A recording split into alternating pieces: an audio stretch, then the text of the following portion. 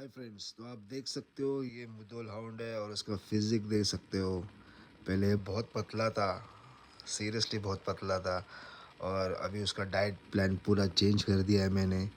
उसको mutton rice जो मेरा स्पेशल रेसिपी है वो मैं उसको खिलाता हूँ। और अभी उसकी हाइट बॉडी भी अच्छी हो गई है और हेल्थ भी सुधर गए। और आप उसके मसल्स देख सकते हो, शोल्डर्स के मसल्स, बैक के मसल्स, प्रॉपर ग्रोथ हो रहा है। क्या बात है Coco, I love you so much.